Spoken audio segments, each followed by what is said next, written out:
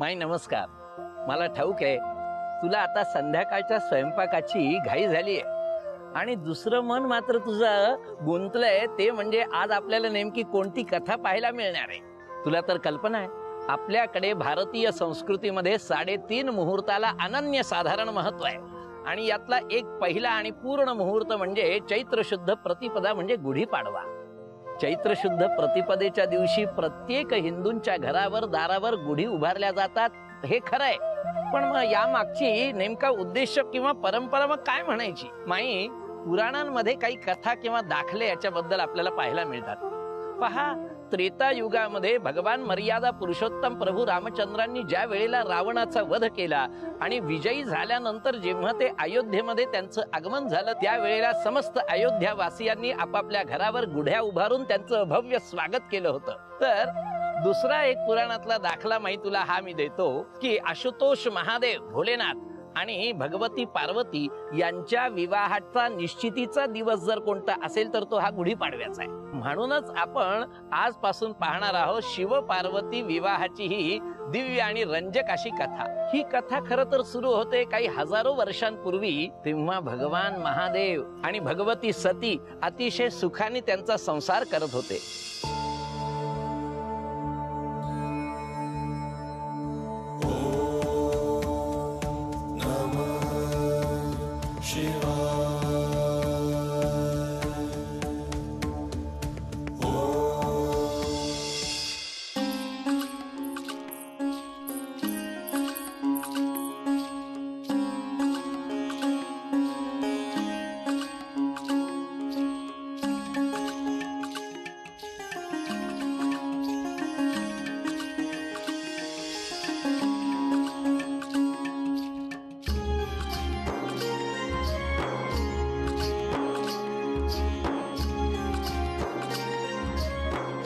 सती, स्वामी,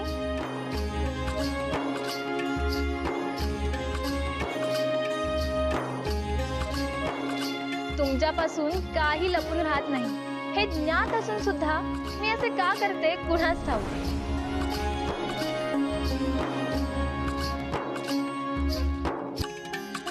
आपल्याला प्रिय म्हणून कैलासावर ही पुष्परत्ने मी गोळा केली होती. तुम्हाला स्वतःच्या हातांनी ती वाहायची होती, तेही आपल्याला कळू न देता. परंतु ते तुम्हाला कळलेच.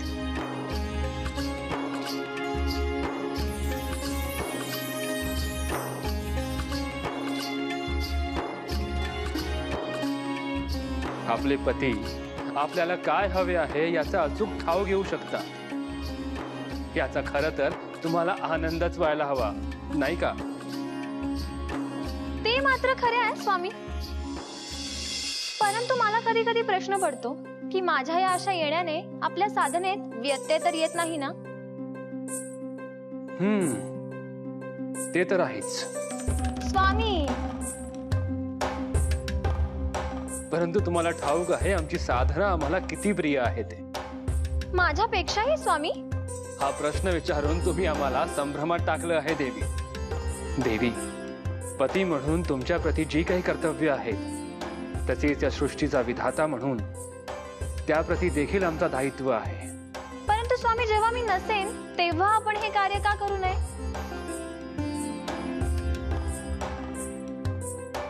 क्षमा असावी स्वामी. माझ्या बोलण्याचा आपणास राग आला का? तुमची आमच्या सोबत नसण्याची कल्पना देखील आम्हाला असह्य आहे देवी. परंतु आमची अंतर्दृष्टी जे बघते आहे ते तुम्ही नाही जाणू शकत. स्वामी, आपले विचाराधीन मुख मला सगळं काही सुचवून जात आहे, परंतु आपण निश्चिंत राहावे. मी तुम्हाला सोडून कुठेही जाणार नाही आणि तसेही माझे माहेर दुरावले असताना मी अजून कुठे जाऊ शकेन. देवी, अर्घ्य वाहताना जितक्या प्रेमाने आपण ओंजळीतलं जल नदीत विलीन करावे तितक्याच मायेने पित्याने आपल्या पुत्रीस तिच्या वराकडे पाठवावे असा प्रघात आहे. परंतु दुर्दैवाने ते. जय जय शिवशंभो, हर हर महादेव. नंदी, ये. निश्चितच महत्वाची वार्ता देण्यासाठी तुला यावं लागलं असेल. होय स्वामी, वार्ता तशी महत्वाचीच आहे, परंतु ती कशी द्यावी या विवंचनेत मी. नंदी, आजपर्यंत इतक्या संभ्रमात मी तुला कधीही पाहिले नव्हते. माते, तशी वेळ आजपर्यंत कधी आलीच नाही. निश्चिंत होऊन सविस्तर सांगावं नंदी. स्वामी, माते, प्रजापती दक्ष यांनी एका महायज्ञाचे आयोजन केले आहे त्यांच्या राज्यात. या महासोहळ्यास सर्व राजे, महाराजे, सर्व देव, गंधर्व आणि सारी सृष्टी अवतरणार आहे. साक्षात ब्रह्मदेव आणि श्री विष्णू यांना देखील निमंत्रित केले आहे. ही तर किती आनंदाची वार्ता आहे, परंतु ह्यात कसे सांगावे हा तुझ्या मनात संभ्रम का? आणि जिथे तू समस्त सृष्टीमधल्या सर्वांची नावे घेत होतास, तिथे तू श्री महादेवांचे नाव घेण्यास कसे विसरलास? माते, त्यास माझा नाईलाज आहे, कारण प्रजापती दक्ष यांची आज्ञा आहे की त्या महासोहळ्यास आपण आणि महादेवांनी कदापि येऊ नये.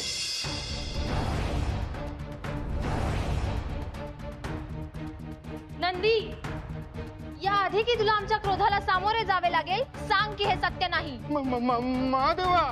देवी, काही गोष्टींचे संकेत आपल्याला मान्य करावे लागतात. तुम्ही तुमच्या पिताश्रींच्या विरोधात आमच्याशी विवाह केलात, त्यांचे मन दुखावले, त्याचीच ही परिणती आहे.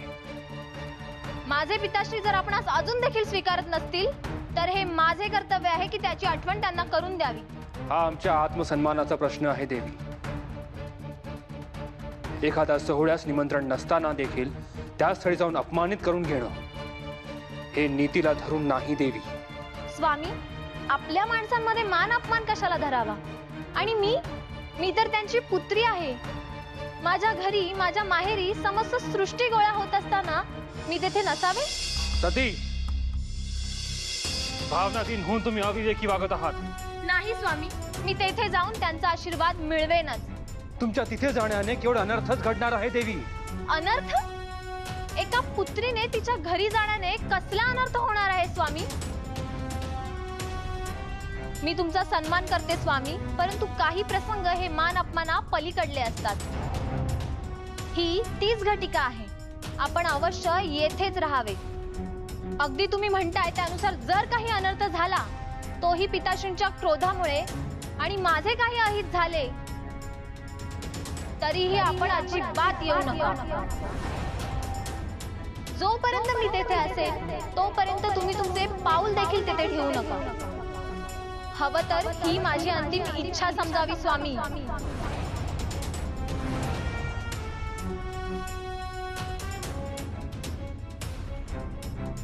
सती, कसे सांगू तुम्हाला सती?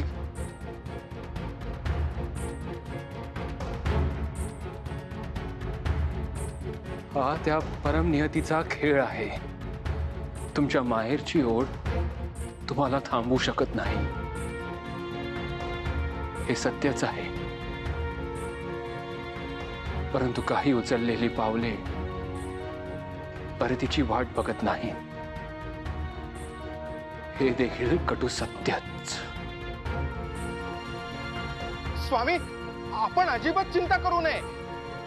आपला हा सेवक असेपर्यंत मातेला काहीही होणार नाही.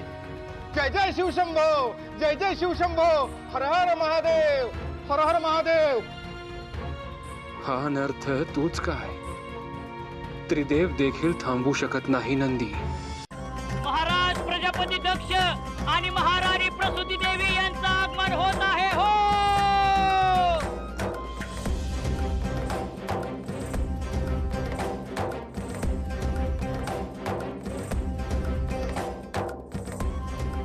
प्रणाम महर्षी दधीची.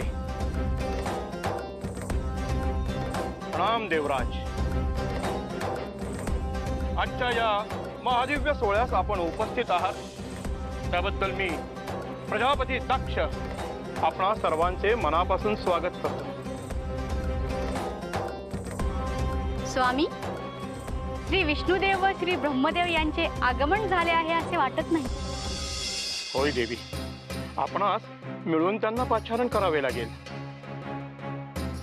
सृष्टीचे जनक श्री ब्रह्मदेव व देवी सरस्वती, तसेच माझे आराध्य साक्षात जगतपालक श्री भगवान महाविष्णू, तसेच माता लक्ष्मी आमच्या विनंतीस मान देऊन येथे उपस्थित राहून आमच्या कार्यात शुभ आशीर्वाद द्यावेत.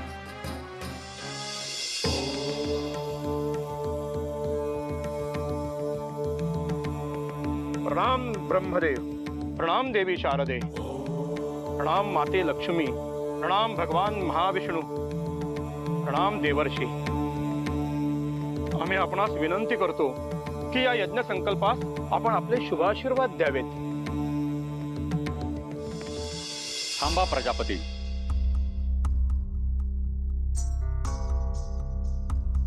महर्षी दधीची आमच्या या कार्यात व्यत्यय आणण्याचे प्रयोजन ध्यानात नाही आले माझ्या. प्रजापती, समस्त सृष्टी आज या महादिव्य सोहळ्याकडे लक्ष ठेवून आहे. आपण प्रजापती आहात. आपल्या विनंतीस मान देऊन या सृष्टीतील सर्व मान्यवर देव, देवर्षी, महर्षी, सद्गुरू, आदिगुरु इतकेच नव्हे तर श्री ब्रह्मदेव आणि श्री विष्णू, सरस्वती देवी आणि महालक्ष्मी देवी यांच्या समवेत इथे उपस्थित राहिले आहेत. सृष्टीचे निर्माता श्री ब्रह्मदेव यांचा मी पुत्र आणि साक्षात ज्याचे आराध्य श्री महाविष्णू आहेत असा मी प्रजापती दक्ष. माझ्या आमंत्रणामुळे सर्वजण आपण इथे उपस्थित राहिलात. हे आपल्याला खटकते आहे? नाही राजन, मला या समस्त मान्यवरांची उपस्थिती खटकत नाहीये. खटकते हे आहे की इतका मोठा सोहळा असताना देखील देवादिदेव महादेवांना निमंत्रण का गेले नाही.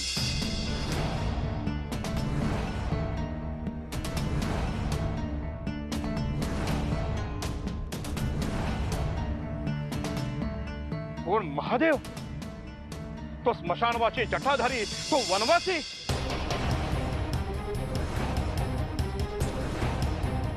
तो कुठला देव? क्षमा करा मुनिवर, पण या प्रजापती दक्षच्या कार्यात केवळ पवित्र व पूजनीय व्यक्ती आणि देवांनाच आमंत्रित केले जाते. कुण्या फणंगाला नाही.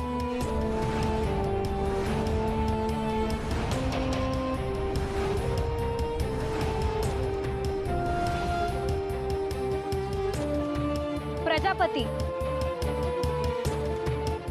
आपण साक्षात श्री महादेवांविषयी बोलत आहात, याचे भान ठेवावे. आणि आपण श्री महादेव यांना कितीही नाकारायचे म्हटले तरी त्यांचे या सृष्टीतील स्थान कोणालाही हिरावून घेता येणार नाही.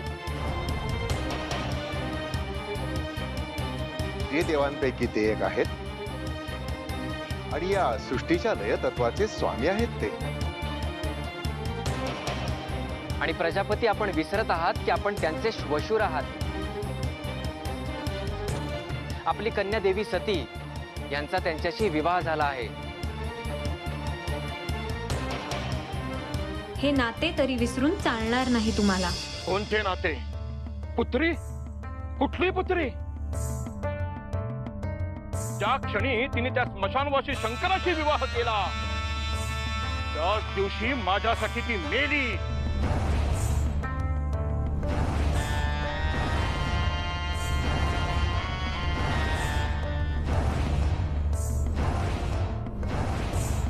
तर तिचा आणि तिच्या वराचा आमच्याशी काही संबंध नाही. हा आपला अहंकार आहे प्रजापती, परंतु सत्य मात्र निराळेच आहे. प्रभू, माझ्यासाठी सत्य एकच आहे. माझ्यासाठी माझी पुत्री मेली. माझ्यासाठी माझी पुत्री मेली.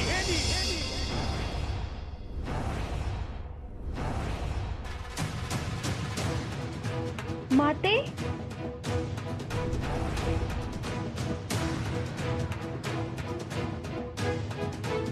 सती,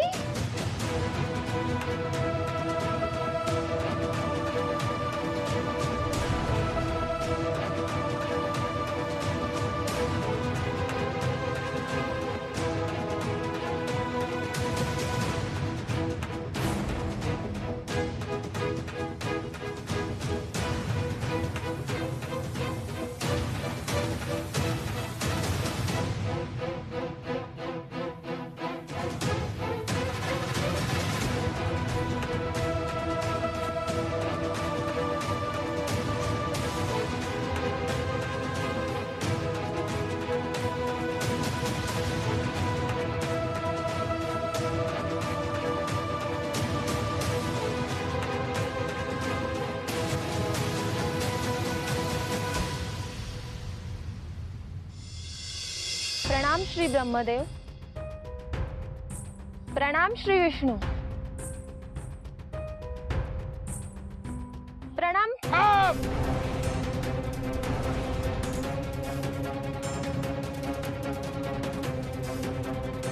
तुझ्या मुखातून एकही शब्द बाहेर काढू नकोस.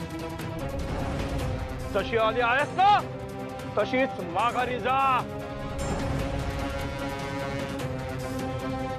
या पहिल्याकडे तुम्ही यायचे नाही. आता निरोप दिला असताना देखील तू इथे आलीस का? यात देखील तुझ्या त्या संन्यासाची काही चाल आहे?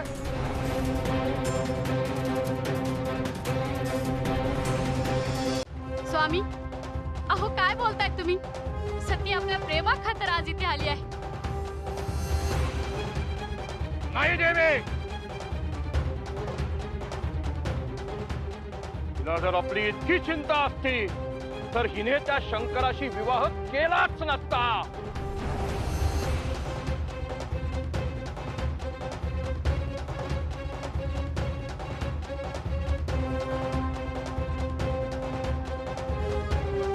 पिताश्री, मी सगळा राग व अपमान या महाला बाहेर सोडून तुमच्यासाठी, तुमच्या आशीर्वादासाठी येथे आली आहे. कसला आशीर्वाद? भस्म लावून कैलासात फिरणाऱ्या त्या नटाशी विवाह केला त्यासाठी? हे असे अंगाला भस्म लावून मांत्रिक होता येतं, देव नाही समजला?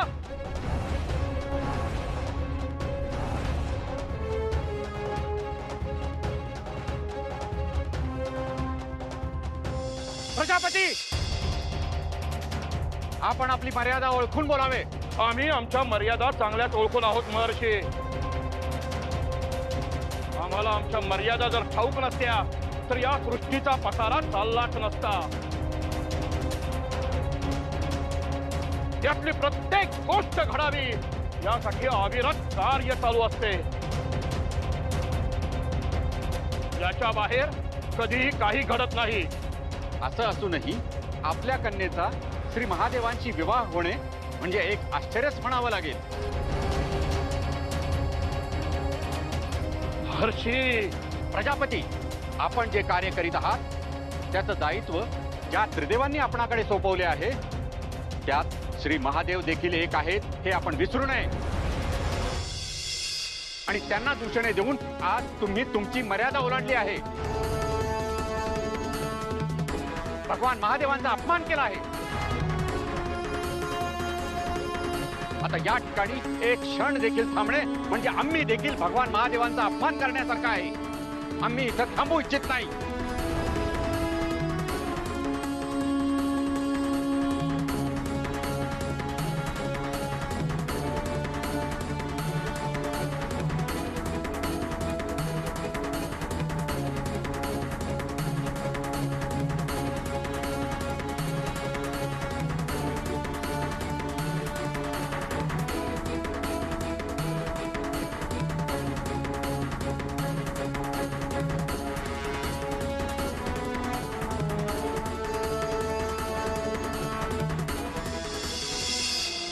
माई, दक्ष प्रजापती म्हणजे प्रत्यक्ष ब्रह्मदेवांचा पुत्र. त्याचे असं हे बेताल वागणं जे काही आहे ना, पुढे येणाऱ्या महाविनाशाची नांदीच म्हणावी लागेल. कोणतीही भावना ही आपल्या नियंत्रणात असली पाहिजे माई. भले ती प्रेम असो की क्रोध असो. त्याचा जर अतिरेक झाला की मग मात्र महाविनाश अटळे. आता दक्ष प्रजापतीच्या यज्ञ सोहळ्यामध्ये जे काही अघटित घडलं, आता त्याची परिणती नेमकी कशात होते आणि संपूर्ण सृष्टी ही कोणत्या संकटातून जातीये हे पाहायचंय आपल्याला पुढील भागामध्ये. पण तोपर्यंत उतू नको, मातू नको, घेतला वसा टाकू.